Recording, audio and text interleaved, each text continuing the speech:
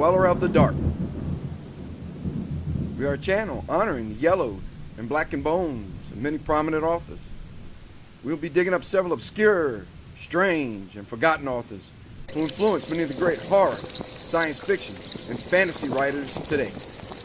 Comment below if you like. If you have authors you'd like to see recognized, list them in the comments or contact our author page. Subscribe for more tales of the horrifying, obscure, strange, and forgotten. We'll have quite a collection, climbing out of the tombs. If you like any of our tales, hit the like button below. You can find us on our official website, JeffreyLeBlanc.com, on Facebook, Jeffrey LeBlanc Horror Writer, Amazon, and Twitter. A heart beats in a rat-covered tomb. A black cat screams in the shadows, and a raven screeches, "Nevermore," as we return to the ghostly grave of Edgar Allan Poe. Edgar Allan Poe, the master of the macabre, was a writer, editor, and literary critic. He's best known for his poetry and short stories. Poe is widely regarded as a central figure of Romanticism in the United States and of American literature, and he was one of the country's earliest practitioners of the short story. It's without question, he was the inventor of the detective fiction genre and influential in the emerging genre of science fiction. It's noteworthy that Edgar Allan Poe was the first well-known American writer to earn a living through writing alone. Unfortunately, as with many aspiring writers, it resulted in a financially difficult life and career. Poe and his works influenced literature around the world, as well as specialized fields such as cosmology and cryptography. He and his work appeared throughout popular culture in literature, music, films, and television. A number of his homes are dedicated museums today. The Mystery Writers of America present an annual award known as the Edgar Award for distinguished work in the mystery genre. Berenice is a short story by Edgar Allan Poe. It was first published in the Southern Literary Messenger in 1835. The story focuses on a man named Aegeus, who's preparing to marry his cousin, Berenice. Our narrator has a tendency in the tale to fall into periods of intense focus, or monomania. It's during these bouts he seems to separate himself from the outside world. As the story continues, Berenice begins to deteriorate from an unnamed disease, until the only part of her remaining health is her teeth. For some reason, Aegeus obsesses over Berenice's teeth during her decline. It's noteworthy that the Southern Literary Messenger readers were horrified by the story's violence. Naturally, complaints were filed to the editor of the Messenger. Though Poe later published a self-censored version of the work, he believed he should be judged solely by how many copies were sold. Why is Aegeus so obsessed with Berenice's teeth? Will Aegeus' beloved recover from her mysterious illness? Can the two ever smile again? Berenice by Edgar Allan Poe. Quote, Dicebant mihi sodales, si sepulchrum amicae visitarum, curas meas aliquantulum for levatus. Ibn Zaid. Misery is manifold. The wretchedness of earth is multiform, overreaching the wide horizon as the rainbow. Its hues are as various as the hues of that arch, as distinct too, yet as intimately blended. Overreaching the wide horizon as the rainbow. How is it that from beauty I have derived a type of unloveliness? From the convenient of peace a simile of sorrow. But as, in ethics, evil is a consequence of good, So, in fact, out of joy is sorrow born. Either the memory of past bliss is the anguish of today, or the agonies which have their origin in the ecstasies which might have been.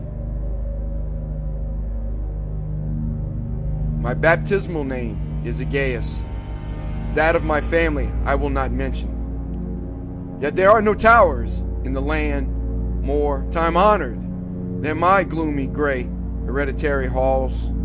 Our line has been called a race of visionaries, and in many striking particulars, in the character of the family mansion, in the frescoes of the chief's saloon, in the tapestries of the dormitories, in the chiseling of some buttresses in the armory, but more especially in the gallery of antique paintings, in the fashion of the library chamber, and, lastly, in the very peculiar nature of the library's contents, there is more than sufficient evidence to warrant the belief. The recollections of my earliest years are connected with that chamber and with its volumes, of which latter I will say no more. Here died my mother. Herein was I born. But it is mere idleness to say that I had not lived before, that the soul has no previous existence. You deny it? Let us not argue the matter. Convinced myself, I seek not to convince. There is, however, a remembrance of aerial forms, of spiritual and meaning eyes, of sounds, musical yet sad, a remembrance which will not be excluded, a memory like a shadow, vague, variable, indefinite, unsteady, and like a shadow, too, in the impossibility of my getting rid of it while the sunlight of my reason shall exist. In that chamber was I born, thus awaking from the long night of what seemed, but was not, non-entity, at once into the very regions of fairyland, into a palace of imagination, into the wild dominions of monastic thought and erudition. It is not singular that I gazed around me with a startled and ardent eye, that I loitered away my boyhood in books, and dissipated my youth in reverie, but in singular that as years rolled away and the noon of manhood found me still in the mansion of my fathers, it is wonderful that what stagnation there fell upon the springs of my life. Wonderful how total an inversion took place in the character of my commonest thought.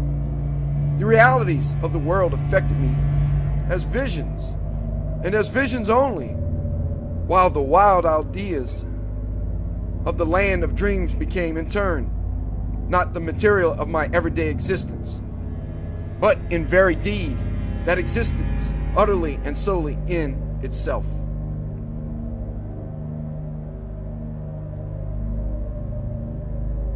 Berenice and I were cousins, and we grew up together in my paternal halls, yet differently we grew. I, ill of health and buried in gloom, she agile, graceful, and overflowing with energy. Hers the ramble on the hillside, mine the studies of the cloister.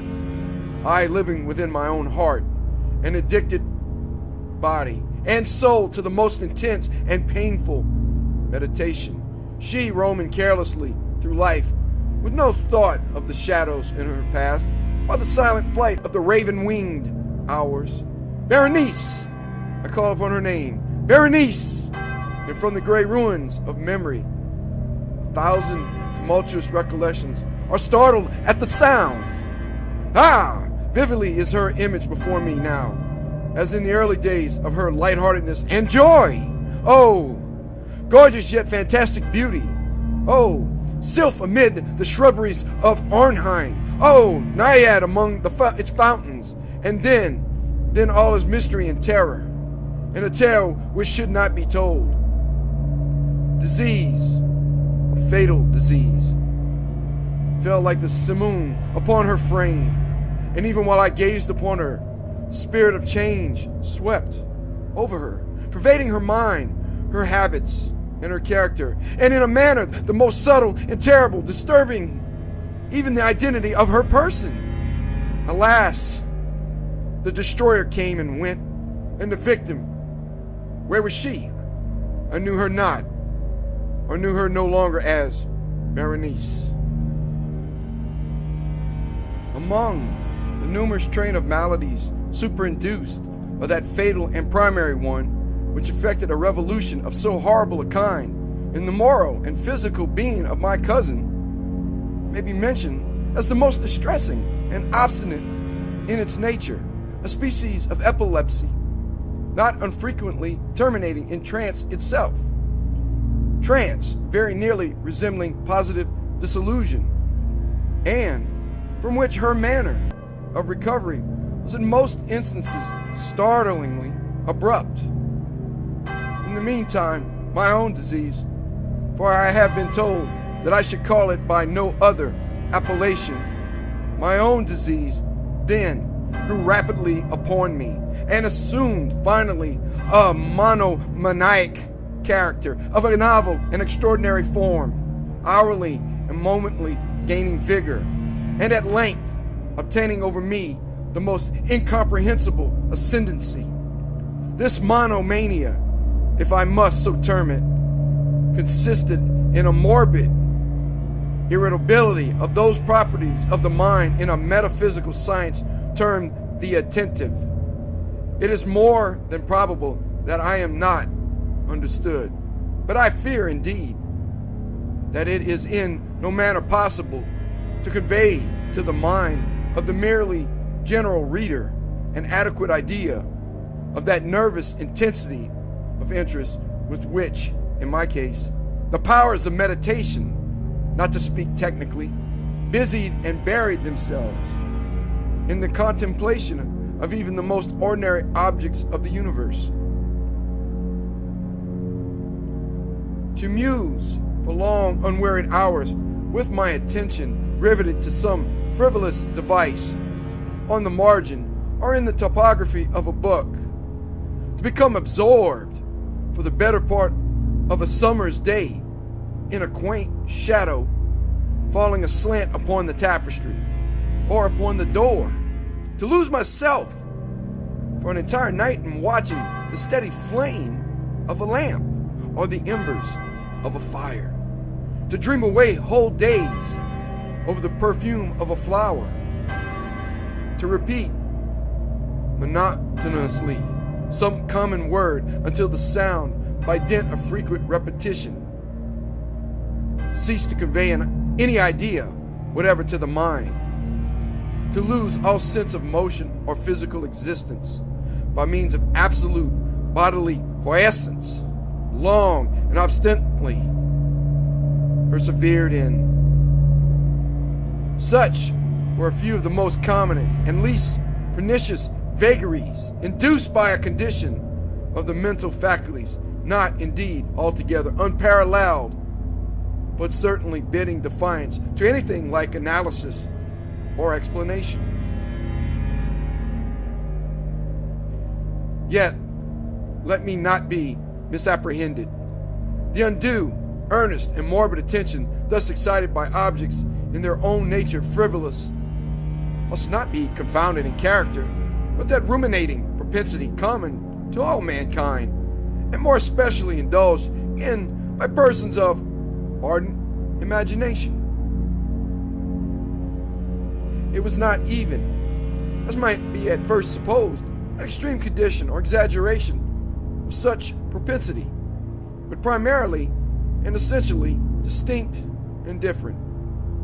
In the one instance, the dreamer or enthusiast, being interested by an object usually not frivolous, imperceptibly loses sight of this object in a wilderness of deductions and suggestions, issuing therefrom until, at the conclusion of a day dream, often replete with luxury, he finds the incitamentum of first cause of his musings entirely vanished and forgotten. In my case, the primary object was invariably frivolous, although assuming, through the medium of my distempered vision, a refracted and unreal importance. Few deductions, if any, were made, and those few pertinaciously returning in upon the original object as a sinner. The meditations were never pleasurable, and at the termination of the reverie, the first cause, so far from being out of sight, had attained that supernaturally exaggerated interest which was the prevailing feature of the disease. In a word, the powers of mind more particularly exercised were, with me, as I have said before, the attentive, and are, with the daydreamer, the speculative. My books at this epoch, if they did not actually serve to irritate the disorder, partook, it would be perceived, largely in their imaginative and inconsequential nature of the characteristic qualities of the disorder itself.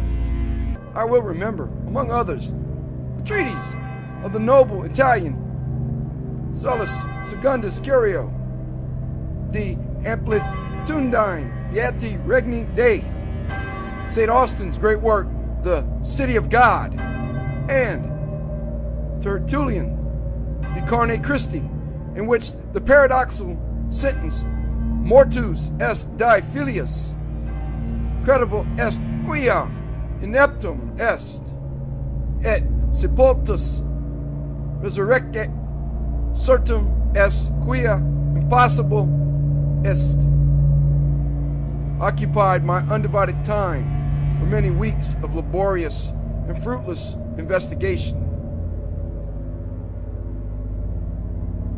Thus it will appear that, shaken from its balance only by trivial things, my reason bore resemblance to that ocean crag spoken of by Ptolemy Hephaestion, which, steadily resisting the attacks of human violence and the fiercer fury of the waters and the winds, trembled only to the touch of the flower called asphodel. And although to a careless thinker it might appear a matter beyond doubt that the alteration produced by her unhappy malady in the moral condition of Berenice would afford me many objects for the exercise of that intense and abnormal meditation, whose nature I have been at some trouble in explaining, yet such was not in any degree the case. In the lucid intervals of my infirmity, her calamity indeed gave me pain, and taking deeply to heart the total wreck of her fair and gentle life, I did not fall to ponder frequently and bitterly upon the wonder-working means by which so strange a revolution had been so suddenly brought to pass. But these reflections partook not of the idiosyncrasy of my disease, and were such as would have occurred under similar circumstances to the ordinary mass of mankind. True to its own character, my order reveled in the less important but more startling changes wrought in the physical frame of Berenice, in the singular and most appalling distortion of her personal identity. During the brightest days of her unparalleled beauty, most surely I had never loved her. In the strange anomaly of my existence, feelings with me had never been of the heart, and my passions always were of the mind. Through the gray of the early morning, among the trellised shadows of the forest at noonday, and in the silence of my library at night, she had flitted by my eyes, and I had seen her, not as the living and breathing Berenice, but as the Berenice of a dream, not as a being of the earth, earthy, but as the abstraction of such a being, not as a thing to admire, but to analyze, not as an object of love, but as the theme of the most abstruse, although desultory speculation. And now I shuddered in her presence and grew pale at her approach. Yet bitterly lamenting her falling and desolate condition, I called to mind that she had loved me long, and in an evil moment I spoke to her of marriage. And at length the period of our nuptials was approaching, when, upon an afternoon in the winter of the year, one of those unseasonably warm, calm, and misty days, which are the nurse of the beautiful halcyon, I sat as I thought, alone, in the inner apartment of the library. But uplifting my eyes, I saw that Berenice stood before me. For as Jove during the winter season gives twice 7 days of warmth, men have called this element and temperament time the nurse of the beautiful halcyon, Simonides. Was it my own excited imagination, or the misty influence of the atmosphere, or the uncertain twilight of the chamber, or the gray draperies which fell around her figure, that caused in it so vacillating and indistinct an outline? I could not tell. She spoke no word. Not for worlds could I have uttered a syllable. An icy chill ran through my frame. A sense of insufferable anxiety oppressed me. A consuming curiosity pervaded my soul.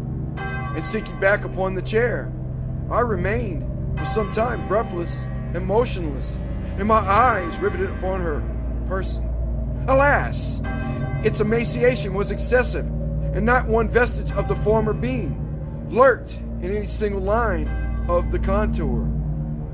My burning glances at length fell upon the face. The forehead was high and very pale, and singularly placid, and the once jetty hair fell partially over it, and overshadowed the hollow temples with innumerable ringlets now of a vivid yellow, and jarring discordantly in their fantastic character with the reigning melancholy of the countenance. The eyes were lifeless and lustreless and seemingly pupilless, and I shrank involuntarily from their glassy stare to the contemplation of the thin and shrunken lips.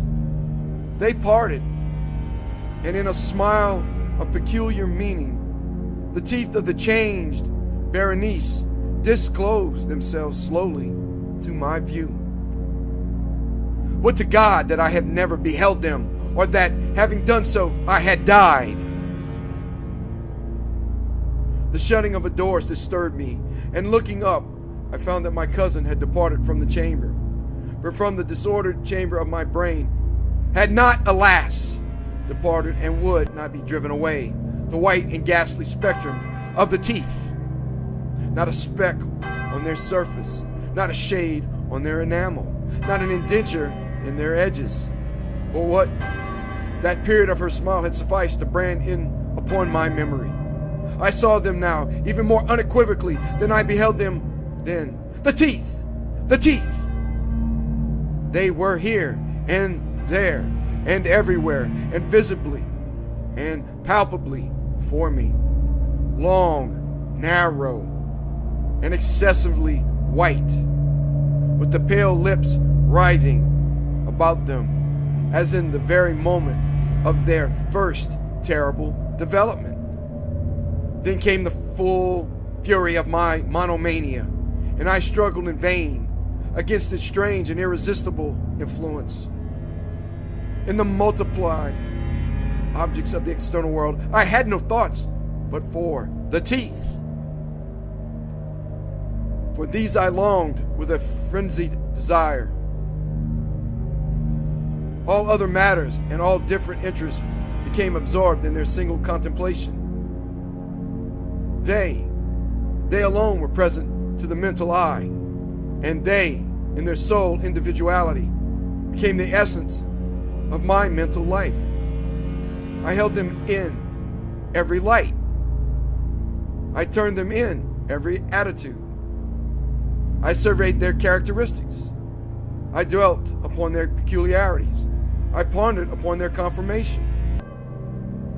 I mused upon the alteration in their nature. I shuddered as I assigned to them in imagination a sensitive and sentient power, and even when unassisted by the lips, a capability of moral expression. Of Mademoiselle Saleh, it has been well said, "Qui ne sait pas, il tient des sentients." And of Berenice, I more seriously believe, "Que toutes ces dents, Italien des idées." Des idées. Ah, here was the idiotic thought that destroyed me. Des idées. Ah, therefore, it was that I converted them so madly. I felt that their possession could alone ever restore me to peace and give me back to reason. And the evening closed in upon me thus, and then the darkness came and tarried and went, and the day again dawned, and the mist of a second night were now gathering around, and still I sat motionless in that solitary room, and still I sat buried in meditation, and still the phantasma of the teeth maintained its terrible ascendancy, as with the most vivid, hideous distinctness it floated about amid the changing lights and shadows of the chamber. At length there broke in upon my dreams a cry as of horror and dismay, and thereunto, after a pause, succeeded the sound of troubled voices, intermingled with many low moanings of sorrow or of pain. I arose from my seat and, throwing open one of the doors of the library, saw, standing out in the antechamber, a servant maiden, all in tears, who told me that Berenice was no more. She had been seized with epilepsy in the early morning, and now, at the closing in of the night, the grave was ready for its tenant, and all the preparations for the burial were completed.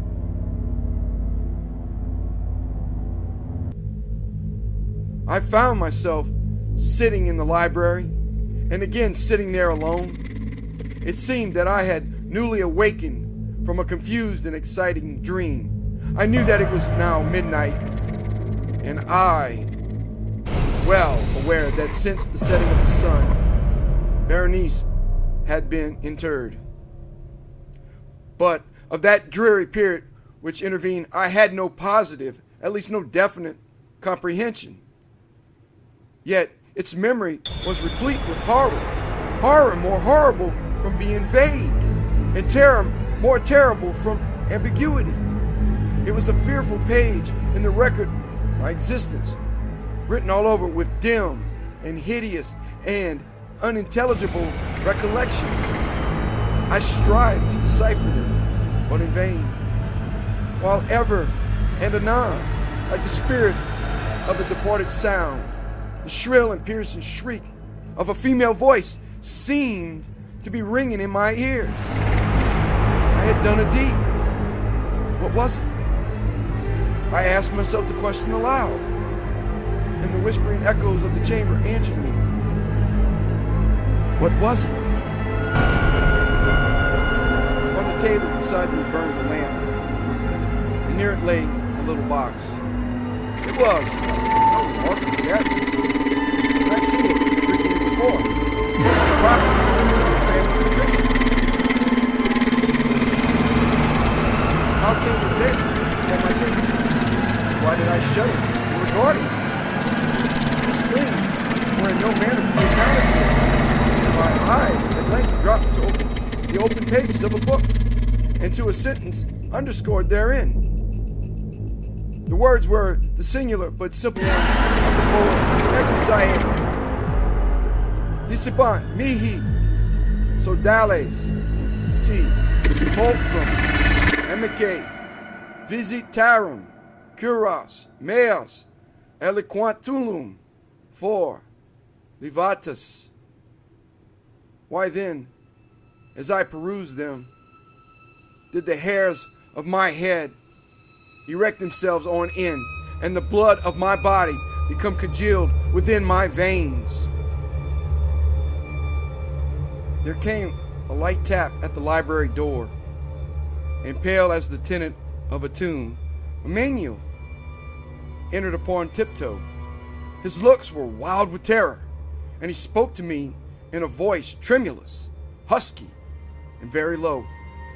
What said he? Some broken sentences I heard. He told of a wild cry disturbing the silence of the night, of the gathering together of the household, of a search in the direction of the sound. And then his tones grew thrillingly distinct as he whispered me of a violated grave, of a disfigured body enshrouded, yet still breathing, still palpitating, still alive. He pointed to garments. They were muddy and clotted with gore. I spoke not, and he took me gently by the hand. It was indented with the impress of nails. He directed my attention to some object against the wall. I looked at it for some minutes. It was a spade. With a shriek, I bounded to the table and grasped the box that lay upon it. But I could not force it open, and in my tremor it slipped from my hands and fell heavily and burst into pieces. And from it, with a rattling sound, there rolled out some instruments of dental surgery, intermingled with 32 small, white, and ivory-looking substances that were scattered to and fro about the floor.